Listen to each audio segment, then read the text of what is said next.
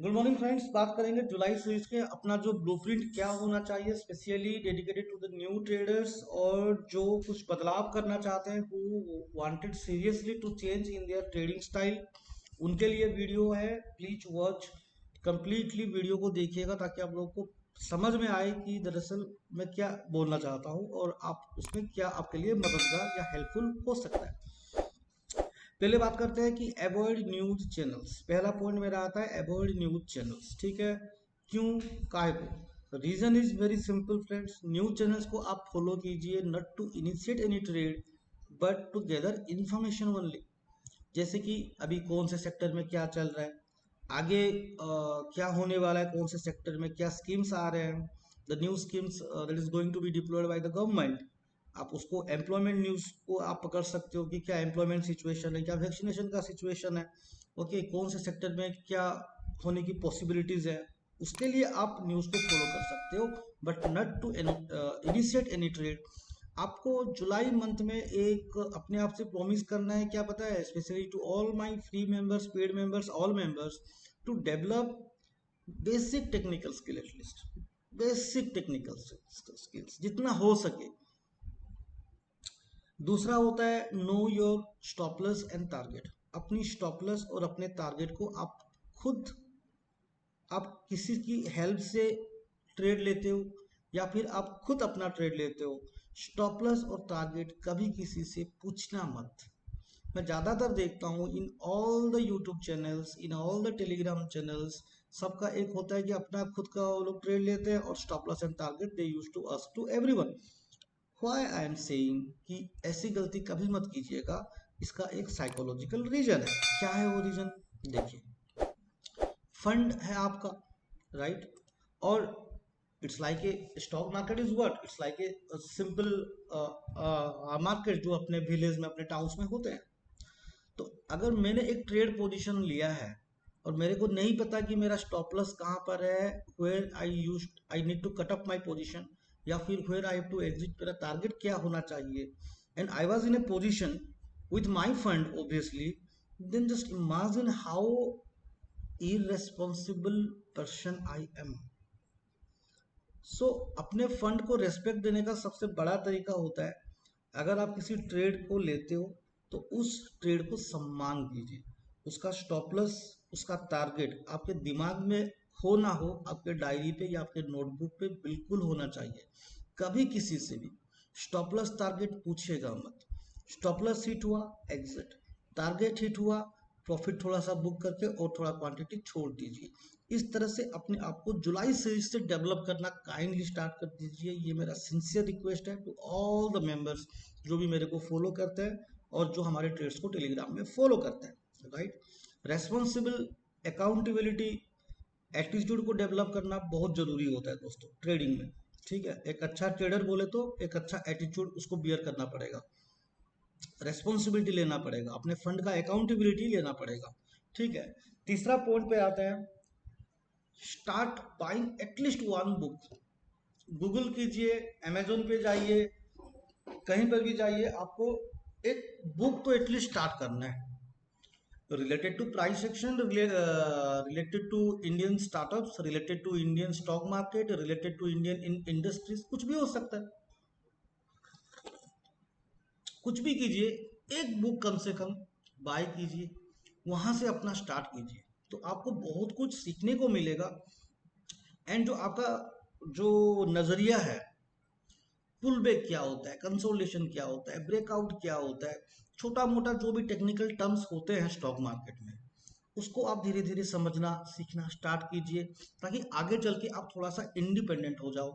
ये बहुत ज़्यादा जरूरी होता है। मैं मानता हूँ कि इंडियन स्टॉक मार्केट में क्या है ना, कि इंडिया में उतना एजुकेशन है नहीं स्टॉक मार्केट का, इसलिए ज़्यादातर यूट्यूबर्स उसका फ़ायदा भी उठाते हैं। लेकिन अगर आप खुद भी सीखना चाहो, आप खुद सीख सकते हो, राइट।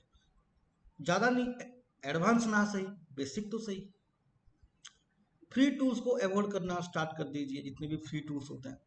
और जो एक्चुअल चीज़ें हैं, डिमांड जोन क्या होता है, सप्लाई जोन क्या होता है, जो बेसिक टेक्निकल्स हैं उनको पकड़िए।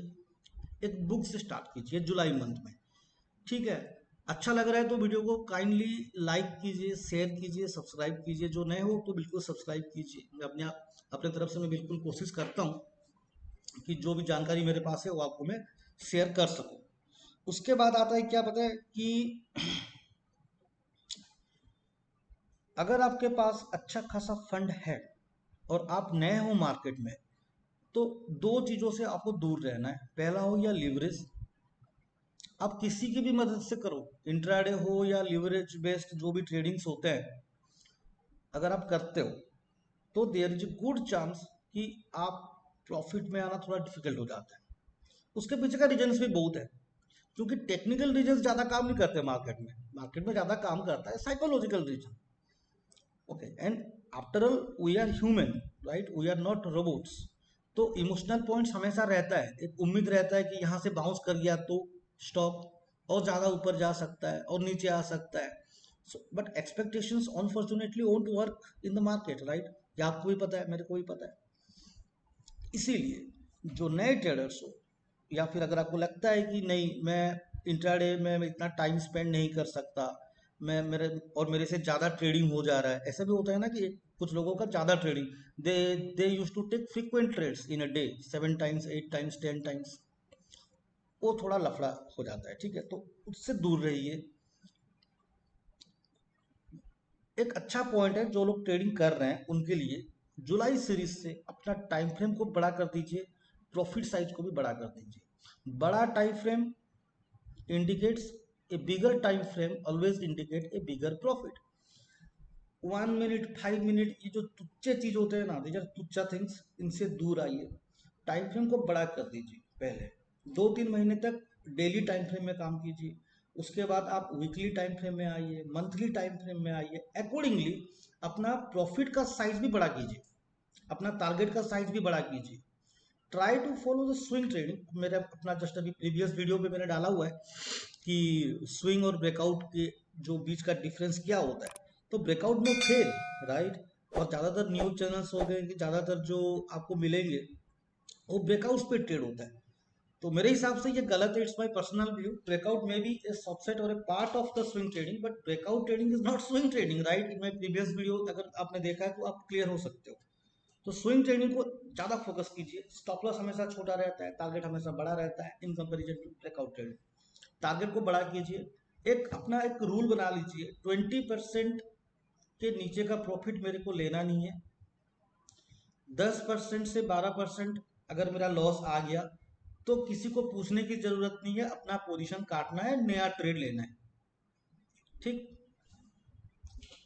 थर्ड पॉइंट आपका आता है क्या कि मैंने कुछ पॉइंट्स दरअसल लिखे हुए थे ताकि इस वीडियो पे कुछ मेरे से मिस ना हो जाए। अपना जो टारगेट है, जो मैं हमेशा फोकस करता हूँ कि सैलरी बेसिस, मतलब उसको आपको एक ऐसा करना है जैसे कि ये जो इंट्राडे वाले तुच्छ स्टॉक्स से आपको निकलना है पहले तो।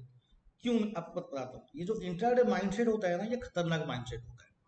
अगर आप डेली का प्रॉफिट का अगर प्लानिंग करते हो, जस्ट लाइक जैसा अपना एडवाइजरीज लोग बोलते हैं इंदौर वाले, तो उससे बहुत ज्यादा प्रॉब्लम हो जाती है। मार्केट आपको तब रेस्पेक्ट करेगा जब आप मार्केट की रेस्पेक्ट करोगे। मार्केट किसको रिस्पेक्ट करता है टेक्निकली? बड़े टाइम फ्रेम पे मार्केट क्यों इतना बढ़िया बिहेव करता है, आपने कभी सोचा है? आपने कभी सोचा है कि मार्केट, जब जो भी लोग बियर्स हैं, जो लोग बोलते हैं कि नहीं मार्केट में बड़ा करेक्शन आएगा तो गिरेगा, ऐसा होगा वैसा होगा, मार्केट कितनी बार अपना, आप डेली टाइम फ्रेम पे जाइए, मंथली टाइम फ्रेम पे जाइए, बेसिक सी बात है जिसके ऊपर बहुत ही कम लोग डिस्कस करते हैं। मार्केट ने कब अपना लोअर लो ब्रेक किया था? देख लीजिए पूरे चार्ट में आपको, ये जो कोरोना का, कोविड का जो सिचुएशन था, इसके अलावा मार्केट ने फ्रिक्वेंटली कभी अपना लोअर लो ब्रेक नहीं किया है। एक बार सोचिएगा कि मार्केट ने कितनी बार अपने हायर हाई ब्रेक किया है, देख लीजिएगा। जब से मार्केट स्टार्ट हुआ, आपके पास आपका ब्रोकर के चार्ट में जितना भी डाटा है, आप पूरे चार्ट को, आप कैंडल स्टिक्स खोलो, आप कुछ भी खोलो, आप देखिएगा। एक बात याद रखिए, Indian market is the most liquidated market.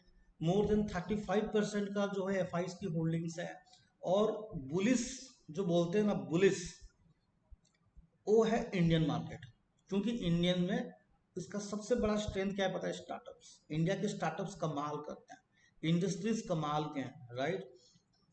अब इंडेक्स हैंडलिंग क्या होता है, मैनिपुलेट क्या होता है, वो अलग सी बात है। एज ए रिटेल ट्रेडर आपको वही चीज देखना है जिधर आपको प्रॉफिट मिलता है, राइट। आपको प्रॉफिट ज्यादा मिलता है मिड कैप से, स्मॉल कैप से, जो आपके नेक्स्ट 50 नेक्स्ट 100 में आते हैं, जो आगे चल के ब्लू चिप बनेंगे, जो आगे चल के लार्ज कैप्स में शामिल होंगे, और उनका ग्रोथ रेशियो देखें in comparison to any European industry, you will get surprised. Food industry देखिए, एफएमसीजी देखिए, आप फैशन इंडस्ट्री देखिए, कैसीनो की इंडस्ट्री में हमारा थोड़ा पीछे है, मैं मानता हूँ ये, लेकिन और आईटी सेक्टर का देखिए, बैंकिंग में हम लोग थोड़े पीछे हैं, लेकिन फिनांस को देखिए, ठीक है। और आपको पता ही होगा, जो कि एनएससी के वेबसाइट पर भी लिखा है कि we are the best 100 out of 100 in derivative sector in company in the world we are number 1, right. तो आपको हमेशा बड़ा टाइम फ्रेम को पकड़ना है, बड़े प्रॉफिट की तरफ ध्यान देना है, थोड़ा सा पेशेंस, थोड़ा सा technical knowledge, start from a single book with a single strategy, जैसे मैंने आपको बताया कि स्विंग स्ट्रेटेजी के साथ आप स्टार्ट कीजिए। Stop loss, target, entry point, exit points, इसकी अकाउंटेबिलिटी, इसकी रेस्पॉन्सिबिलिटी कंप्लीटली आप लीजिए। तो आपके ट्रेडिंग स्टाइल में ना ही डेवलपमेंट होगा, ऑल्सो आप अच्छे प्रॉफिट कंटिन्यूसली निकाल पाओगे। डेली टारगेट से बाहर आइए। इंट्राडे का जो जो होता है ना तुच्चा, जो 30-50 थाउजेंड का फंड में वो लोग स्टार्ट कर देते हैं इंट्राडे, और फिर मार्केट को ब्लेम करना, फिर किसी को ब्लेम करना, ये करना वो करना। As a human we are full of excuses, right. Excuse तो देने में, अब इंसान बोल सकता है तो इंसान ही तो देगा ना एक्सक्यूज, थोड़ी ना गाय कुत्ते देंगे। एनिमल्स कैन टॉक, सो वो लोग तो अपना एक्सक्यूजेस नहीं दे सकते, राइट। तो एक्सक्यूजेस देने से कोई फायदा होता नहीं है। So basically the whole point is, monthly target set कीजिए, बड़े टाइम फ्रेम में थोड़ा सा बड़े टारगेट के लिए प्ले कीजिए। अपर सर्किट में कभी मत एग्जिट कीजिएगा, ओके। ये भी क्योंकि अब हमारे, ये मैं मेरा लास्ट वर्ड है अपना जो इस वीडियो पे, क्योंकि मैं ये चीज को ज्यादा मैं देखता हूँ कि जब भी अपर सर्किट, क्योंकि हमारे ग्रुप में क्या होता है कि upper circuits are very common basically, तो जब भी अपर सर्किट हिट होता है ना, तो what is upper circuit, where there is no cell.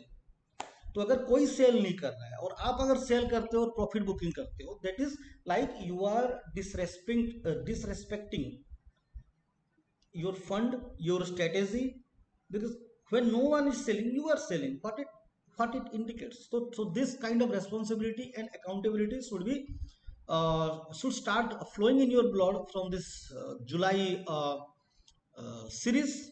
And best of luck to all of you. Carefully अपना पोजिशनिंग कीजिएगा, और वीडियो अच्छा लगे तो बिल्कुल लाइक शेयर और सब्सक्राइब कीजिएगा। Thank you very much.